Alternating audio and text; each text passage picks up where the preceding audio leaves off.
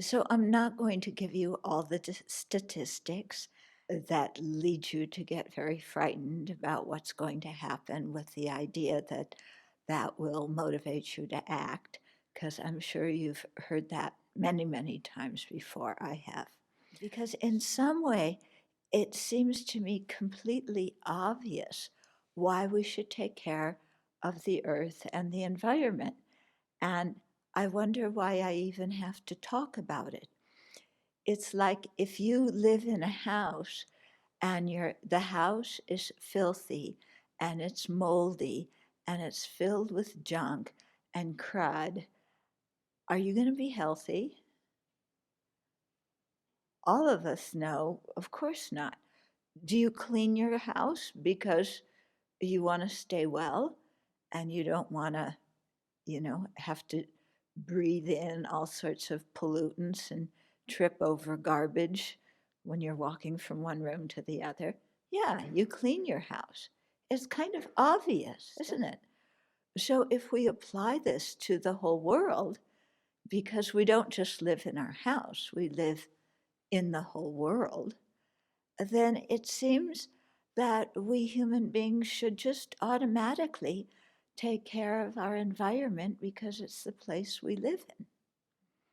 And that's not even considering, that we share the planet with millions and zillions of other living beings in the sky, under the sea, in the ant hills, so many other living beings, such that we're actually the minority population on the earth. But we're the major polluter, aren't we? We human beings. So it would seem natural, if you're the minority population, but you ruin the planet the most, that you should pitch in and try and stop doing that and reverse it. Okay? So these things just somehow seem obvious to me. Um, but we human beings aren't doing that. Yeah? And why? Why? You know, I think one thing is that we just look at how things are right now and we say, well, the house isn't too dirty. I'll clean it later. You all know that, don't you? On Saturday, after working the whole week, you're tired. On Saturday morning, you're supposed to clean. Nah, I'll do it later. So we look at how we clean the environment and care for the environment in the same way. I'll do it later. Yeah, it's not so bad. Other generations, all the young people, they're so bright and talented and enthusiastic about the environment. We'll leave it for them to fix it. Okay, that's our ignorance. Yeah, that doesn't realize what things are happening right now. And then also there's our self-centeredness. Why should I do it? Yes, we should. All of us should take care of the environment and limit emissions and not, waste so much. But everybody's doing it. Why should I sacrifice my happiness and pleasure when everybody's doing it? Yeah. And we all need fossil fuels. We're thirsty for them. Our economy depends on fossil fuels. If we don't have them, what's going to happen to the economy? Then we're all going to really suffer. So we better not change anything.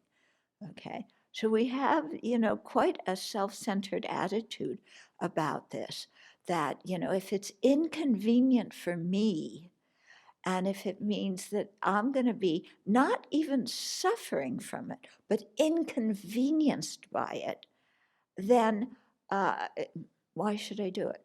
We human beings do this in many, many areas of our life, our personal lives, as well as how our country relates to things, as well as a global community, how we relate to things.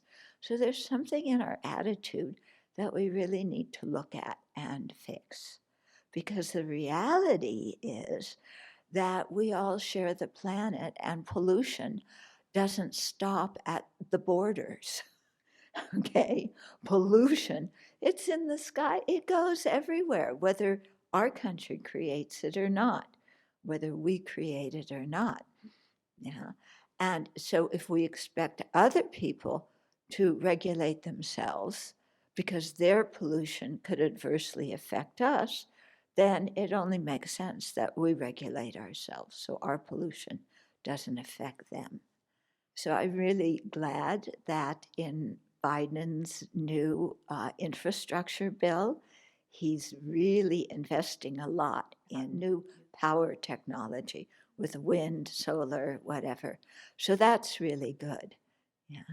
Uh, but our companies need to change, you know, and we have this mentality that we always have to grow. Yeah, I find that interesting. The economy, if it just stays as it is now, that's considered bad. It has to continually increase. Yeah. But how can you continually increase when, there's only so much land, so we can only have so much population, and there's only so many resources, and they run out. So somehow how we think of the economy and the importance of growth, you know, we have to change that more to really see how interdependent we are and to care about ourselves and our own family, but not only that, care about all the living beings because I can't even say we're all in this boat together. We're all on this planet together. So we've really got to cooperate and change our ways and not predicate it on I'll cut back on emissions if you do, and you do it first, then I'll do it. Okay. No, we can't think like that. We have to think, this is something that's important. I commit to do it because it's the right thing to do and it's important. And I care about all the other living beings on the planet. And then if we show that and there's a sense of compassion for others behind it, there's a sense of our own ethical integrity that is motivating us to do this, then others will follow suit.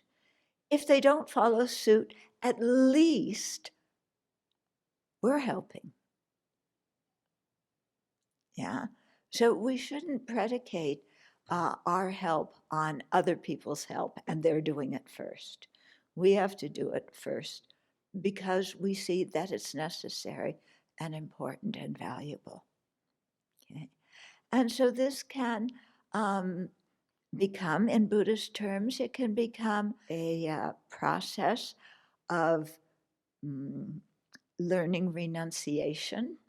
Yeah, one of the first three of the three principal aspects of the path. That we are, and renunciation doesn't mean you give up pleasure, it means you give up suffering. You renounce suffering, so you renounce the causes of suffering. Okay, so we're willing to give a few things up in order to have a cleaner world and help ourselves and help others. It becomes a practice of compassion and bodhicitta, the second of the three principal aspects of the path, because we do it for all sentient beings, because we all are in this together. Yeah. And we have responsibility for future generations, not only of human beings, but of the future generations of all the different species. And it becomes a practice of wisdom, the third principal aspects of the path, because we want to abandon polluting the world. We want to practice with wisdom to create other sources of energy, to be a considerate neighbor. Okay, so we're wise about what to practice and abandon. And, we see the wisdom in this situation. going back to the second one about it being a practice of compassion and bodhicitta, I was just reading that the last man of the Yuma tribe in the Amazon died. So now that whole tribe is extinct. He had two daughters who have married with people in a neighboring tribe. Yeah, and they're still remembering their Yuma heritage. Yuma is spelled Juma. Yeah, they're still remembering it. Yeah, but the Brazilian government, is very much taking away the lands of the indigenous people and not protecting them from COVID. So many of the indigenous people in the Amazon are suffering and are dying from COVID. And uh, the reason for this is because the industry in the country wants to go and plant crops there and mine the land for minerals, get the trees, and so on and so forth. And so this is a direct example of the effect of our impervious attitude towards climate change and towards protecting the environment. That right here and now, different indigenous tribes are going extinct. Yeah. So we may say, well, that again, are self centered. That's them. Us, we're too numerous. We're not going to go extinct. Well, the indigenous tribes, 2 centuries ago or 1 century ago, were very plentiful and thousands of people, and things can die out very quickly. So let's take care of each other and all the living beings by taking care of the place where we live. And let's take it as our own responsibility to do that.